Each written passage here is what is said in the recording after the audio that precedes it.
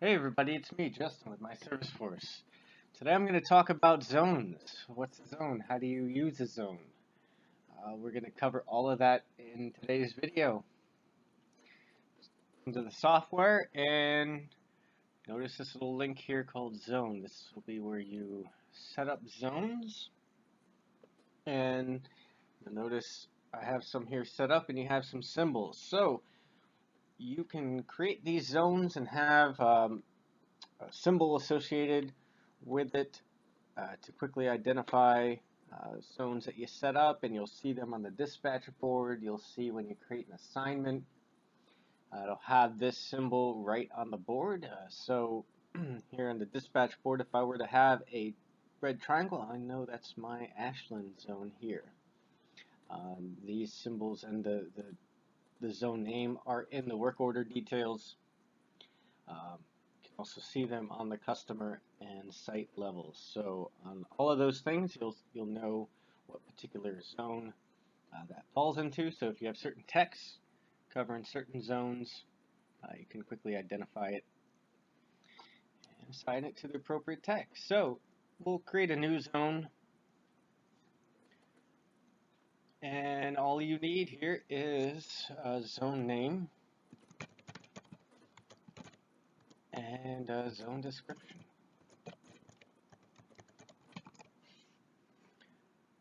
And I will select a zone symbol. So for this one, I will use, how about a blue oval? And I'll hit save. And then from here, I'll get this add zip code. Really, it's add zip codes, because you can add as many or as few as you want. So let's see, if you have one already in an existing zone, it'll tell you that. So if I were to create a zone of a full city, I would just add every zip code to the city, and then I would have all those zip codes in that whole city or county, whatever you want to do there, is set up as that zone name and the symbol. And I can go ahead and I can delete some if I need to edit. Go ahead and I'll save that. Hit back, and you see if I wanted to edit a zone. You can just hit modify, and I'll get the same screen here. And I can go ahead and modify it. Likewise, I can also delete whole zones. So if I go to the dispatch board here, and I'll go back and I'll find some assignments here where we might have some zones. If you see that it doesn't have a symbol on it, it's not associated to a zone. So let's see if we can find one. There we go. Right there, we got some. Here on the hover over, you see Ashland with the symbol, and then you can quickly, if you're unsure, if you're still getting used to what zones that you're using for what symbols, hover over will tell you that's Ashland. Also, if I go into work orders, I'll see the zone there, and the same with customer and site levels. The other thing about zones, if I come to the dispatch board,